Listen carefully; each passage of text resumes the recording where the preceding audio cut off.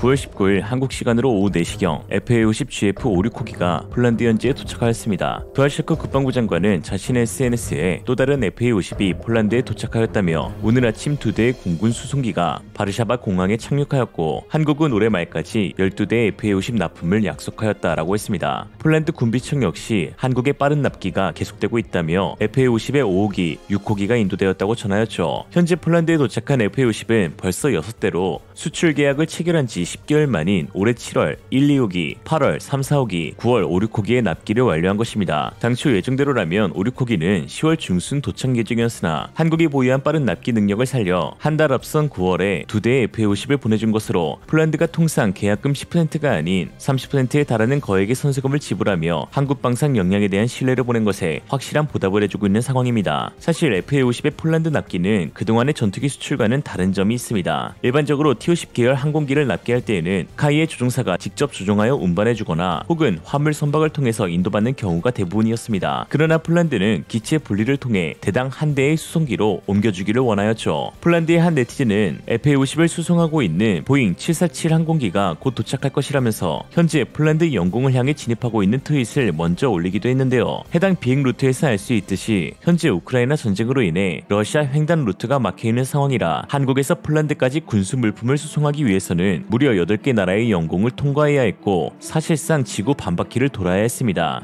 한국, 일본, 미국 그리고 중간 기착지인 캐나다에서 추가 급유를 마친 후 다시 그린란드, 아이슬란드, 노르웨이, 스웨덴, 폴란드로 이어지는 기나긴 여정이죠. 이러한 긴 납기 과정에도 불구하고 카이가 빠른 납기를 할 수 있었던 것은 FA50을 생산한 후 이미 한국에서 모든 시험 비행을 마치고 나서 또다시 분리한 뒤 납기해주었기 때문입니다. 김남형 카이 폴란드 기지 사무소장에 따르면 FA50은 첨단 장비를 통해 정밀 가공하여 만들었기 때문에 탈착하는 과정에서 실패 가능성은 일절 없다라고 자신있게 대답했는데요. 이렇게 수송된 FA50 분리부품은 폴란드 현지에서 근무 중인 카이 정비요원 6명의 숙련된 기술로 단 일주일 만에 재조립되어 폴란드 상공을 날 수 있게 됩니다. 현재 폴란드 기지 사무소에는 약 70명가량의 한국 정비요원들과 조종사들이 상주하고 있어 정비 납품부터 조종, 훈련, 수리 등 24시간 정밀 밀착 지원을 해주고 있죠. 이는 카이가 구축한 해외 협력 기지 중 가장 많은 인원 배치로 폴란드의 FA50 도입 대수가 가장 많고 또 신속한 납기를 요청하였다는 점, 그리고 이러한 완벽한 후속 지원을 통해 추후 KF-21 수출에서도 긍정적인 영향을 끼칠 수 있다는 판단하에 이뤄진 것입니다. 이러한 한국의 빠른 납기는 명실상부 우리 방산이 가지고 있는 가장 큰 장점 중 하나로 꼽히고 있습니다. 한국은 지난 70년 동안 전쟁을 준비하다 보니 유사시 대량 생산 체계가 갖추어져 있어 매년 많은 무기를 생산하면서도 우리나라 방산업체들의 공장 가동률은 60%밖에 되지 않아 해외의 대량 주문에도 신속한 납기가 가능합니다. 경남 사천 카이 고정익동은 축구장 3배 면적인 21,600제곱미터 규모로 폴란드 등에 수출될 FA50 전투기들이 생산되고 있습니다. 조영길 카이 기술팀장은 FA50의 추가 잠재 수출 가능성이 높아짐에 따라 내년쯤에는 FA50 생산 라인 2개가 추가 설치될 예정이라고 밝혔는데요. 즉 생산 가능 대수가 2배로 늘어난다는 것입니다. 일각에서는 빠른 생산에만 초점이 맞춰져 있어 혹 품질에 영향이 있는 것은 아니냐라고 하실 수 있는데요. 그러나 카이 고정익동은 극도로 낮은 오차율로 업계의 정평이 나 있습니다. 항공기는 구조 특성상 전후방 동체, 주익 등으로 나뉘어 생산되고 이후 한꺼번에 최종 조립을 하게 됩니다. 이때 이들을 결합하는 것은 사람이 아닌 제로에 가까운 정밀도로 제어하는 패스 시스템이 맡게 되는데요. 동체 자동 결합체계 패스는 카이가 자체 설계하였고 세계에서 2번째로 해당 시스템을 도입하였습니다. 그리고 현재 패스는 T-50과 수리온에 이은 3세대 패스로 FA50과 KF-21의 최종 공정을 담당하고 있죠. 패스의 가장 큰 특징은 역시나 정밀도입니다. 새 덩어리의 구조물을 휘어짐 없이 맞추기 위해 먼저 리플렉트 좌표, 즉 가상의 3차원 공간의 좌표를 설정하는데요. 그 뒤 레이저 트래커라는 장비를 이용해 전방, 중앙, 후방의 포인트에 동체가 정확히 결합되었는지를 컴퓨터가 확인하게 되는데 컴퓨터가 수행하는 작업인 만큼 오차율은 무려 1000분의 1인치 0.025mm 이하입니다. 사실상 오차가 없는 수준이죠. 폴란드에서 단 일주일간의 조립 과정을 마친 후 바로 작전에 투입할 수 있었던 것도 한국에서 진행된 패스를 통해 오차가 없게 설계되었기 때문입니다. 오차율을 줄임으로써 항공기 항공기의 조립 정밀도가 비행 특성에 관여하는 변수를 최대한 줄이고 항공기에 가해지는 다양한 힘으로부터 항공기를 지킬 수가 있죠. 즉 한국 방산의 최대 장점으로 꼽히는 빠른 납기도 결국은 우리 업체들이 지니고 있는 기술력에 근간한다고 할 수 있습니다. 최근 미국 매체 월스트리트저널은 민주주의의 무기고로 떠오른 한국을 주목하면서 한국 최대 방산업체인 하나에어로스페이스 생산 공장을 방문하여 화제가 되고 있는데요. 매체는 한국이 이제 아시아의 군사 강국을 넘어 세계 첨단 무기 산업을 주도하는 핵심 국가라고 지칭하였습니다.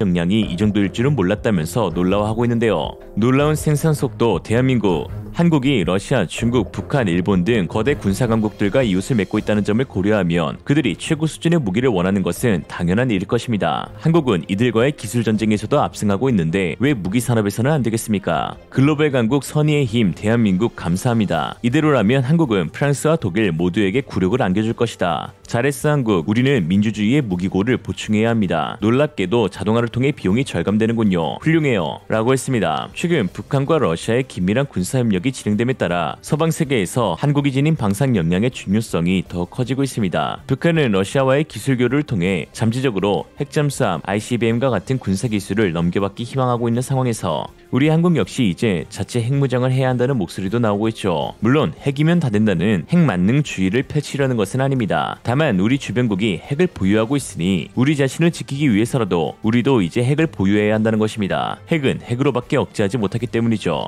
이미 기술력은 보유하고 있다는 평가입니다. 세계에서 손에 꼽히는 원자력 기술, 플루토늄 보유, 조선 기술, 반도체 기술, 미사일 기술을 보유하고 있는 국가 한국은 이미 개발에 필요한 모든 준비가 끝나 있는지도 모르겠습니다. 오늘의 한 줄평, 한국이 갖지 못한 무기는 못 만드는 것이 아니라 아직 안 만드는 것이다. 이상으로 리얼리즘이었습니다. 여러분의 생각은 어떠신가요? 현명하고 지혜로운 여러분의 의견을 지금 댓글에 남겨주세요.